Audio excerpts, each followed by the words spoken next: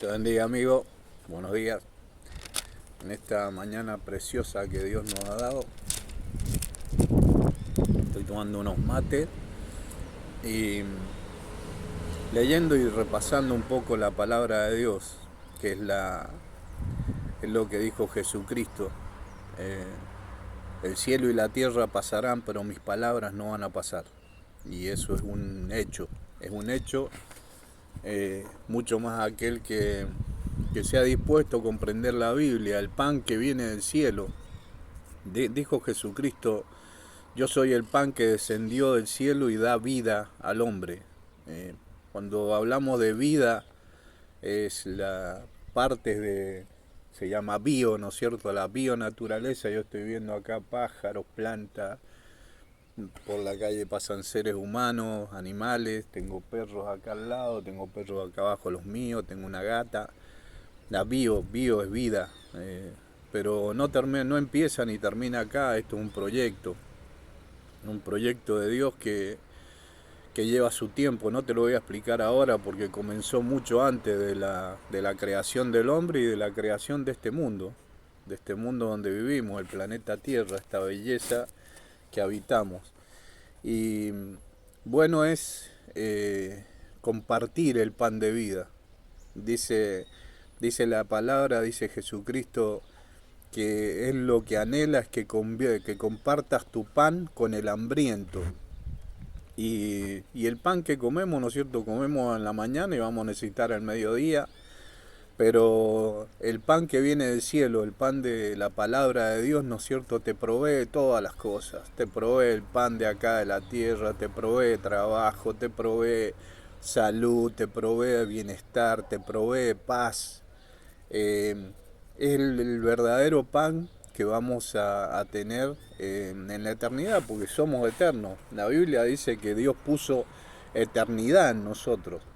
Este cuerpo exterior se va desgastando, se va envejeciendo, pero como dice Pablo, que, que murió lo metieron a una olla hirviendo de aceite, una olla hirviendo de aceite, dice que murió Pablo. A Pedro lo crucificaron igual que al Señor. Lo iban a crucificar así como con los brazos abiertos y él dijo que no, dice no quiero morir como mi maestro, no merezco morir como él, crucifíquenme boca abajo por lo menos. Así que lo crucificaron boca abajo. Eh, Jesús al entrar en Jerusalén se cumplió algo tremendo, que es lo que vamos a hablar ahora. A los 490 años de la reconstrucción del templo, ¿no es cierto? Eran 70 semanas que se tenían que cumplir.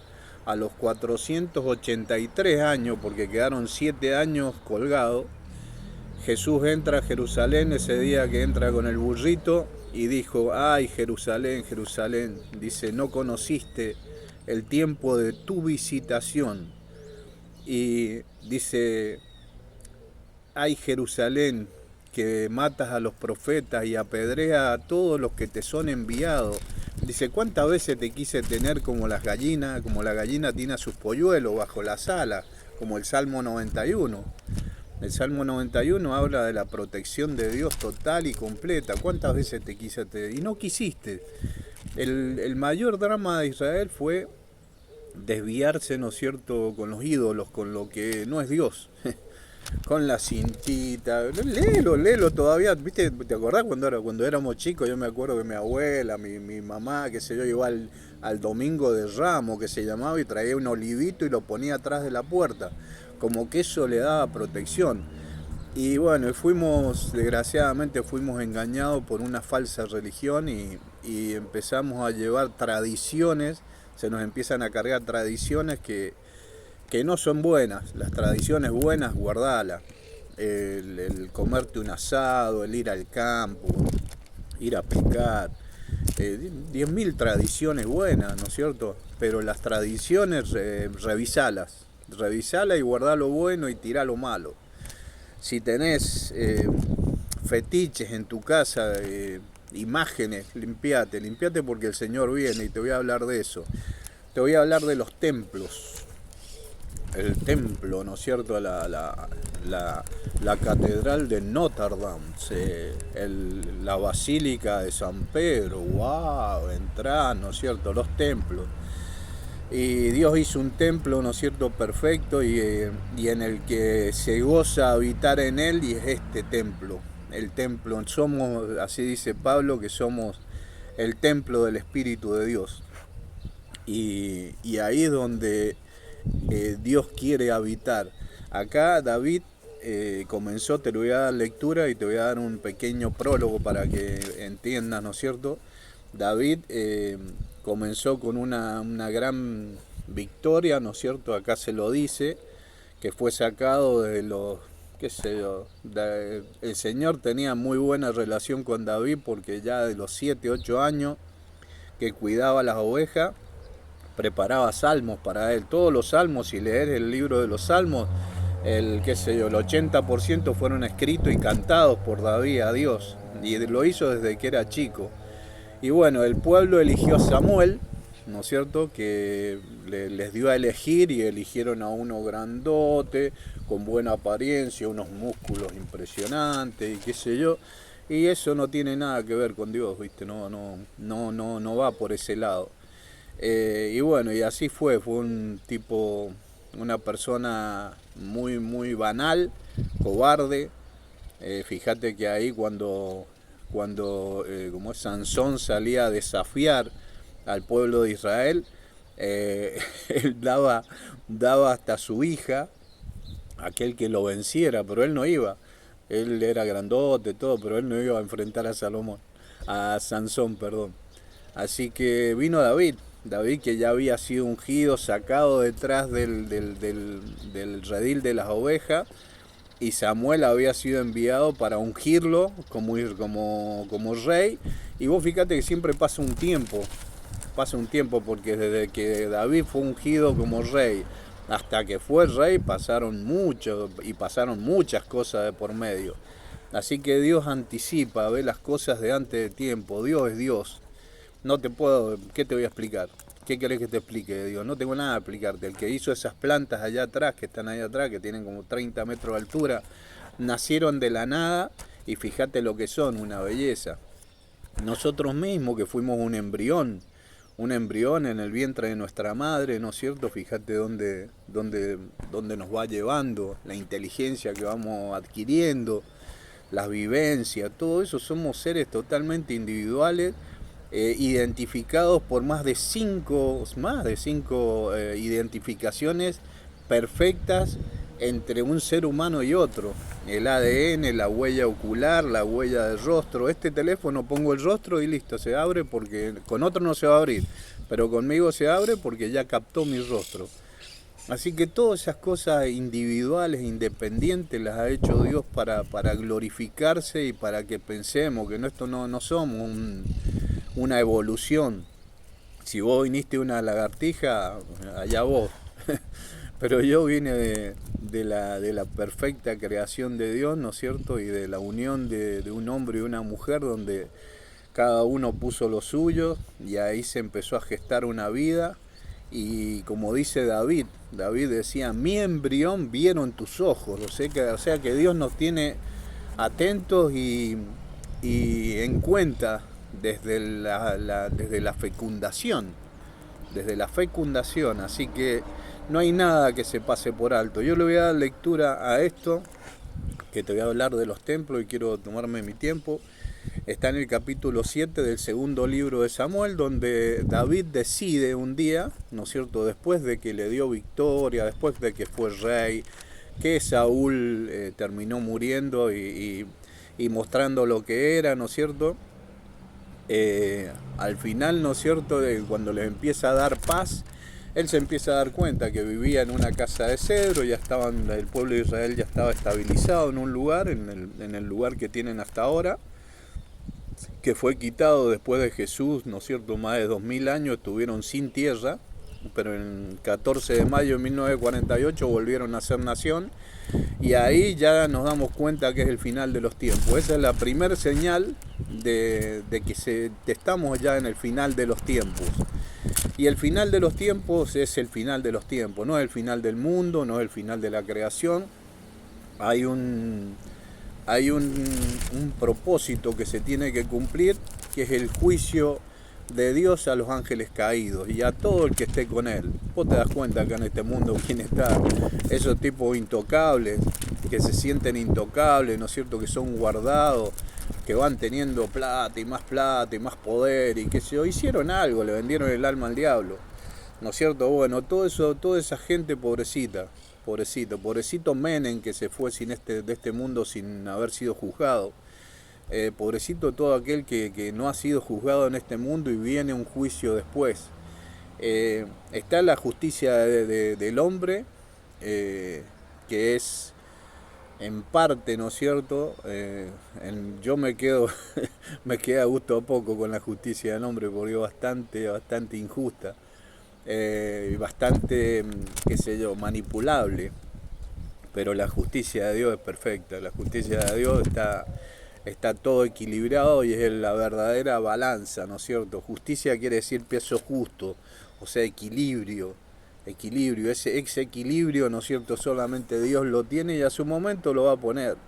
El que mintió, todo aquel que obró mal, porque las cosas muchas veces vienen los problemas, pero como dijo alguien muy sabio, los problemas surgen y hay que enfrentarlos y solucionarlos. Ese es el tema. Pero si para solucionar un problema, ¿no es cierto?, mentís, revolvés, haces todo tipo de porquería, en un momento u otro los vas a tener que pagar. Así que la justicia sea equilibrada. Amén. Le vamos a dar lectura en el nombre del Padre, del Hijo y del Espíritu Santo. Está en el capítulo 7 de Segunda de Samuel y dice así.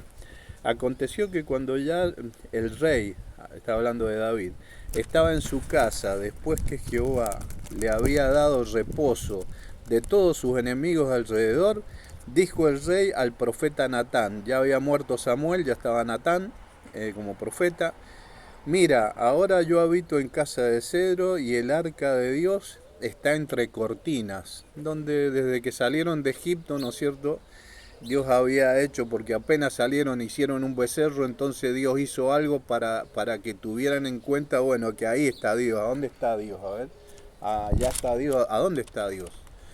Dios es Ruaj. Acá ves algo que mueve mis pelos, se llama Ruaj, se llama viento y al mismo tiempo significa espíritu. La palabra Ruaj en hebreo significa tanto viento como espíritu, así que no lo vas a ver, pero sí lo vas a sentir. Mirá cómo mueve la hoja, mirá. ¿Entendés? Ese es el espíritu de Dios, se llama Ruaj, que significa tanto viento como espíritu. Comprenderlo a mí me sirvió un montón comprender eso. Y aconteció que aquella noche que vino palabra de Jehová a Natán diciendo, ve y di a mi siervo David, así ha dicho Jehová, tú me has de edificar casa a mí, le dice Natán, o sea, de parte de Dios, Natán a David.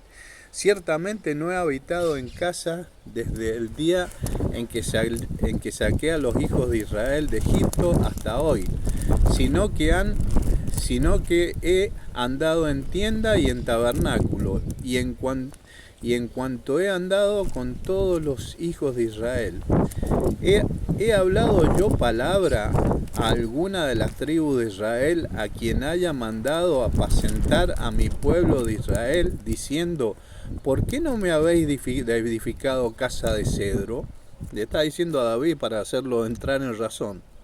Ahora pues dirás a mi siervo David, así ha dicho Jehová, el Señor de los ejércitos, yo te tomé del redil, de detrás de las ovejas, para que fueses príncipe sobre mi pueblo, sobre Israel.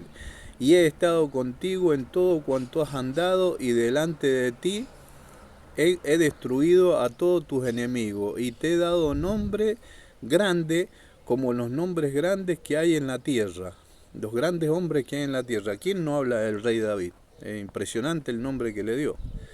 Además, yo fijaré lugar a mi pueblo Israel, y lo plantaré para que habite en su lugar y nunca más sea removido, ni los inicuos le afligirán más, como al principio, desde el día que puse jueces sobre mi pueblo Israel, y a ti te daré descanso, ya le estaba diciendo David, David ya estaba grande acá, y a ti te daré descanso de todos tus enemigos, asimismo Jehová te hace saber que Él te va a edificar casa. Jehová te hace saber que Él te va a edificar casa a vos. Y, y cuando tus días sean cumplidos y duermas con tus padres, yo levantaré después de ti a uno de tu linaje, el cual procederá de tus entrañas, y afirmaré su reino. Él edificará casa a mi nombre. Él edificará casa a mi nombre, y yo afirmaré para siempre el trono de su reino. Yo le seré a él por padre, y él me será a mí por hijo. Y si él hiciere mal, yo le castigaré con vara de hombres y con azotes de hijo de hombres.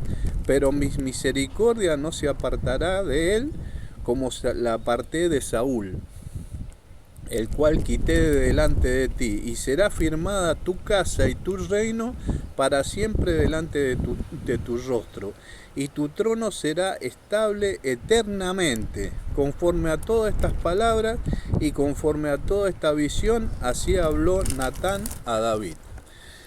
El Señor le estaba dando a entender que de las entrañas de David se iba a levantar uno, el cual le iba a hacer casa a él.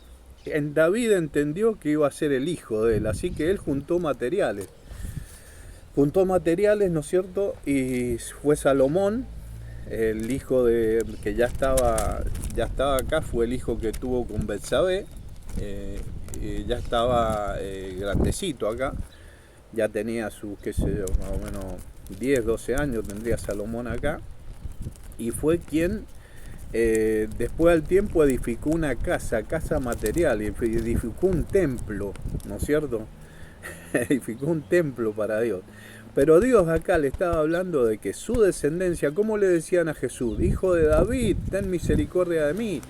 Hijo de David le decían a Jesús, ¿no es cierto? Porque Él edificó templo. El templo de Dios dice que somos el templo del Espíritu. La casa donde Dios habita es el corazón del hombre. Dice que Él se regocija en el tratado, ¿no es cierto?, con el ser humano. Así que ese es pero edificó la casa. Salomón edifica la casa. Salomón empieza a probar muchas cosas, pide sabiduría para juzgar al pueblo, y así fue. Le fue dada la sabiduría más grande de este mundo. Hasta el día de hoy se habla de la sabiduría de Salomón, donde muchos de otros países venían a verlo y a charlar con él, porque era una inteligencia sobrenatural. En todo tipo de conversación, en arquitectura, él fue el arquitecto, ¿no es cierto?, de ese templo, que dice que era una belleza, ¿no es cierto? Pero ese templo que hizo Salomón se corrompió con el tiempo, quiso probar muchas cosas. Al tener éxito en todo lo que hacía, llenaba habitaciones llenas de oro, tenía mucho poder. Quiso probar con mujeres, tuvo 700 mujeres, ¿no es cierto?, y 300 concubinas. 1000 mujeres tenía Salomón. O sea, no sé cómo hacía. No sé si estaría, bueno, que nos pase la receta. 1000 mujeres tenía, no sé cómo hacía, para una es un problema, así que 1000 tenía 1000 problemas. Bueno, esa interacción que tenía con las mujeres, ¿no es cierto?, cada una le fue sembrando, y haceme el templo al Dios mío, porque tomó mujeres de todos lados. Haceme el templo haceme lo otro. Y bueno, Salomón tenía guita y tenía poder y qué sé yo, así que le fue haciendo dar el gusto a todas. Así que terminó muy mal Salomón, terminó metiendo a Dagón, un dios sidónico, en el templo que Dios había hecho, que estaba el arca de la alianza, todas las cosas. En ese tiempo, en el Antiguo Testamento, todo eso era adorado, que es un símbolo de lo que hay en el cielo, ¿no es cierto? En ese tiempo era adorado, era muy venerado, y bueno, y empezó y metió a Dagón, metió una estatua de Dagón adentro del templo de Dios. Dios, para para demostrar quién es Él, hizo que la estatua, 2 veces hizo que la estatua amaneciera, ¿no es cierto?, en una noche amaneciera arrodillada ante el arca donde aparentemente estaba la presencia de Dios. Pero Dios hizo eso del arca de la alianza, todo eso para el pueblo de Israel que salía de Egipto acostumbrado a ver, porque todo es por fe.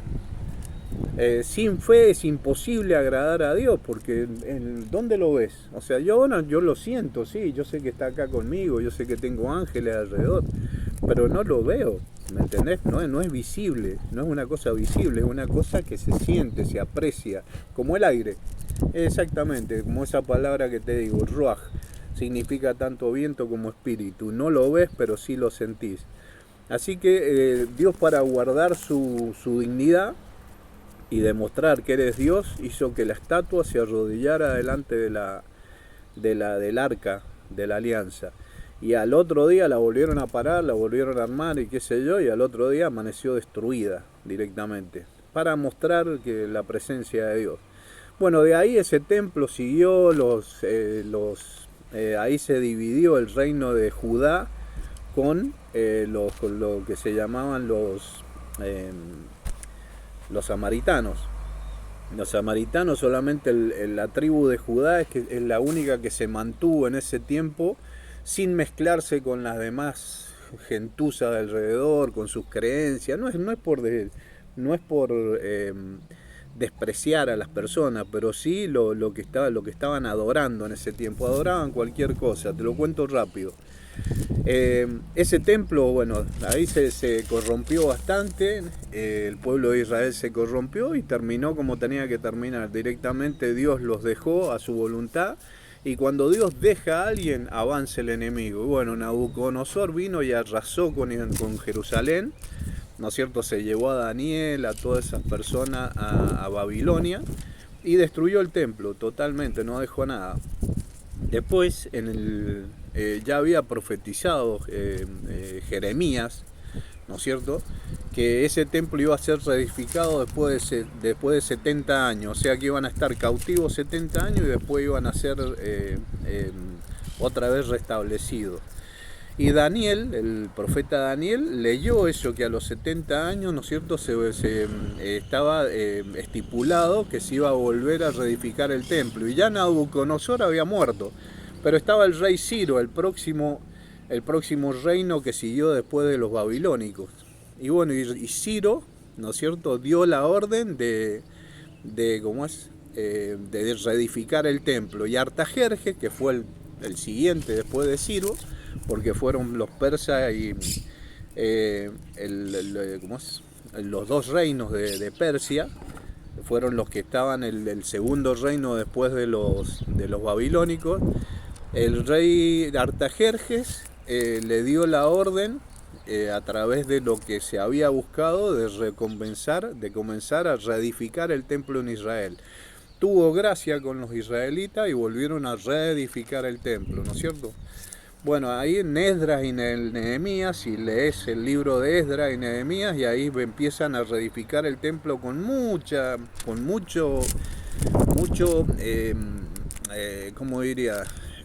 presión, con mucha adversidad. Volvieron a reedificar ese templo. Ese templo volvió, se fue manteniendo, ¿no es cierto?, durante más de 300 y pico años, y fue restablecido otra vez, fue reedificado otra vez por Herodes, por el rey Herodes, 35 años antes que naciera Jesucristo, ¿no es cierto? El templo de Jerusalén, cuando Jesús estaba, era el templo de Zorobabel, que fue el arquitecto que reedificó el templo y lo volvió a hacer hermoso, ¿no es cierto?, para tener gracia para los judíos, pero siempre estuvieron bajo dominio, primero de los babilónicos, después de los persas, después de los griegos con Alejandro Magno, que fue en los 400 años antes de Jesús, ¿no es cierto?, y después con los romanos. Los romanos estaban ya bajo el yugo de los romanos cuando cuando Jesús estuvo en Jerusalén, cuando Jesús estuvo acá en la tierra, y dijo que ese templo iba a ser totalmente destruido. Los discípulos decían, mirá qué bonito el templo. ¿Alguna vez Jesús predicó en el templo? ¿Alguna vez Jesús entró al templo a predicar? No, siempre como en el prado, al lado del mar, en un cerrito, cualquier lugar. Él juntaba 500, 1000, 5000, 20.000 personas, ¿no es cierto? Y les hablaba. Jamás predicó en el templo. Ese templo fue destruido 70 años después de lo que pasó con Jesucristo, crucificado, muerto, sepultado, resucitó al tercer día, ya sabemos la historia, y la iglesia arranca desde Jerusalén para todas las naciones, la verdadera iglesia, el Nuevo Testamento. Y ese templo, ¿no es cierto?, dejó de ser hasta el día de hoy. Hoy, te lo cuento rápido, se me acaba el tiempo, hoy ya tienen todo armado, todo preedificado para hacer el templo en menos de 8 meses. Javier Milei y Donald Trump han prometido reedificar el templo de Israel. Ese es el aviso, ¿no es cierto?, más grande de la venida de nuestro Señor Jesucristo. Cuando ese templo sea edificado, el que lo va a habitar no va a ser Dios, va a ser el anticristo. Y hay algo que vos decís, bueno, que pase todo. En la parábola de las 10 vírgenes dice, ¿no es cierto?, que las que estuvieron apercibidas fueron con él. Las palabras en la parábola de las 10 vírgenes dice que las vírgenes que estaban apercibidas, que estaban esperando al Señor, que estaban con aceite en las lámparas, que quiere decir la llenura del Espíritu, el conocimiento de la palabra, estar atento, estar preparado, dice que esas fueron con él, y las que no, se les cierra la puerta.